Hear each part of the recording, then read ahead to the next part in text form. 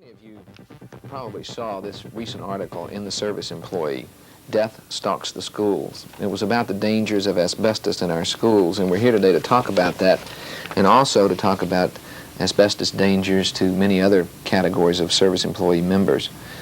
Joining us here today are, first of all, James Fite, who is the Executive Director of the Asbestos Abatement Technical Information Center of the White Lung Association. Jim. Also with us today is President Sweeney, and President Sweeney has a statement to make to open our program. When I became aware of asbestos in our schools, I asked several of our department heads to work with the research department and our public relations agency to try to determine the full extent of the problem, not only with regard to our members who work in schools, but with regard to school children in general and with other categories of SEIU members. Quite frankly, I had been under the impression, as I suspect many of you may be, that our problems with asbestos were taken care of 10 years ago, when we all discovered what a killer it can be.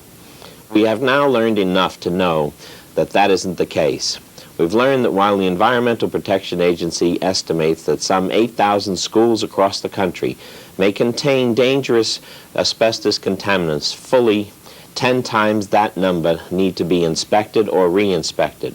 And that means as many as 21 million school children and 6 million school workers and teachers may be exposed to asbestos.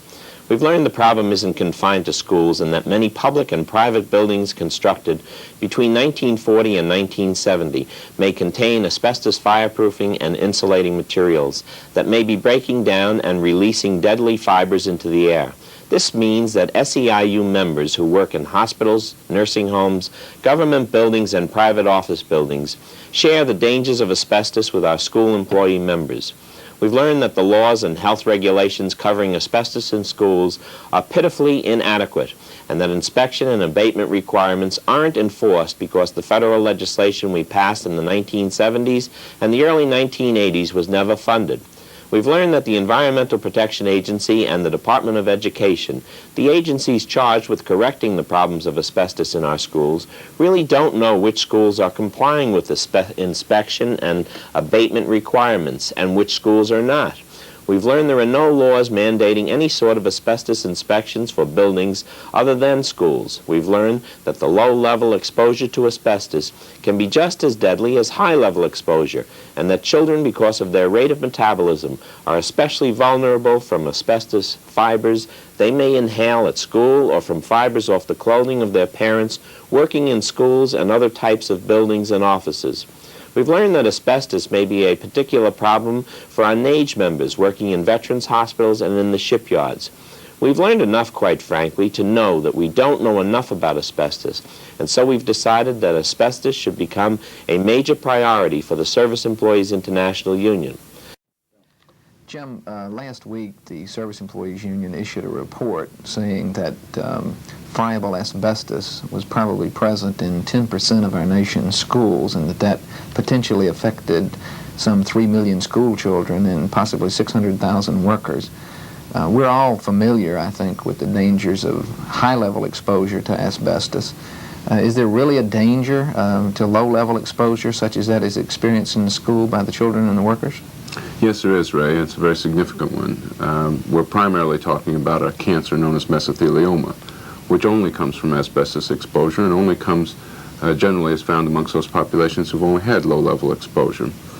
Secondly, our school populations are very ignorant of the safety rules. No one has informed them as of yet, and so they're working around the substance and teaching, in schoolrooms that have friable asbestos without really realizing what they're being exposed to.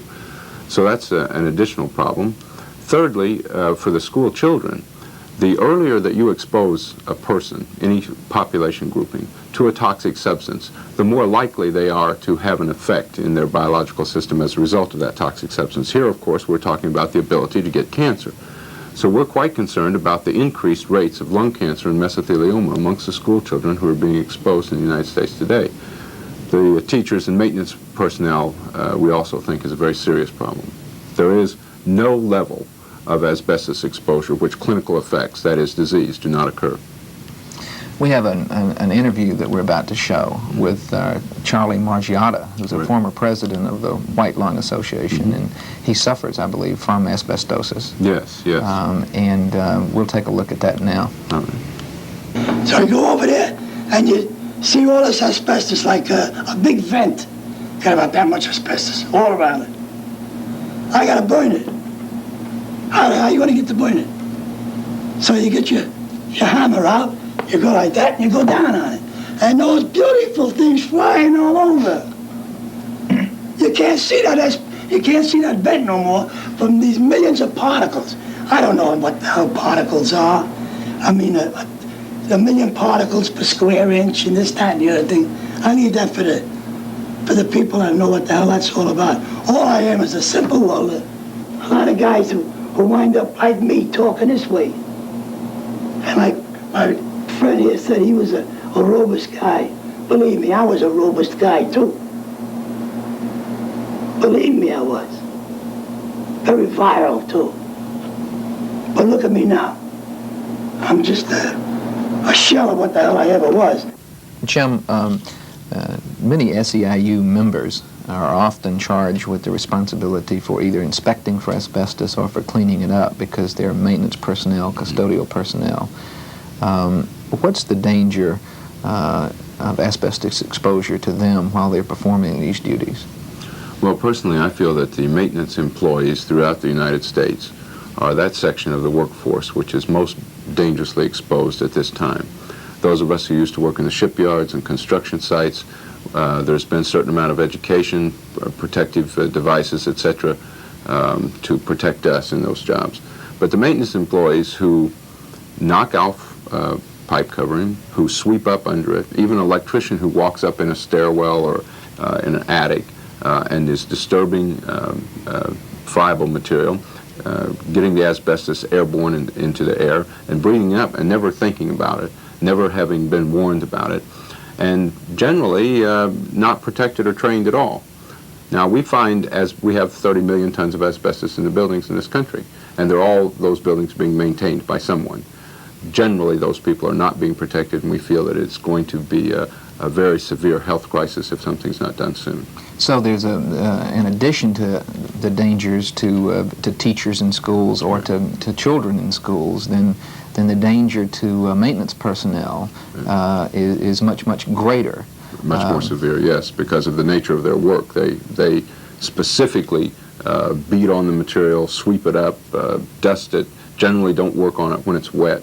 And for these reasons, they're breathing considerably more fibers than even the teachers of the school children. Well, I have here a mask such as commonly used when asbestos cleanup is being done. Mm-hmm. Is this type of mask adequate protection for a worker? No, it's not. That is the type of mask that I would consider adequate if one was merely inspecting or if they were washing down a job. But once they started the actual work, they would have to have much more protection than this. Now, normally, the average employee is given less protection than this. They're given a little paper mask that is approved by OSHA, but OSHA issued a letter saying, now we approve this mask to protect someone against asbestosis, but not against lung cancer. So they themselves admit that the mask is no protection. This mask is a little bit more protection than the paper mask, but not much. Generally, to protect yourself against the asbestos fibers, you have to be completely enclosed in a suit and have the air brought into you. Well, we have a piece of film, I believe it's from England, right, that shows workers cleaning up asbestos in a proper manner. Right. And we'll take a look at that right now, and I'll ask you to tell us what's going on in the film. All right. This is what people who work with asbestos should look like. You'll notice that they're completely enclosed in airtight suits with the air being pumped into them. This is so if there's a break in the suit, the air will force itself out like a punctured balloon. These fellows here are working with clothing that will be disposed of along with the asbestos as hazardous waste. They will be required to take a shower and new change of clothing every time they go in or out of the work area. The work area itself will be sealed off. The debris is all bagged up, marked hazardous waste, and taken out. Well, I think we've all seen enough about asbestos today to to convince us that it is a clear and present danger not only to SEIU members, but to our children. President Sweeney at this time will outline the union's program to combat this danger over the coming months. President Sweeney. First, we are beginning a full-scale education program for all our members to advise them of the dangers of asbestos in the workplace and in our schools. This videotape is a first step in that program, and we will be conducting extensive workshops at upcoming regional and state meetings as well as at local union meetings.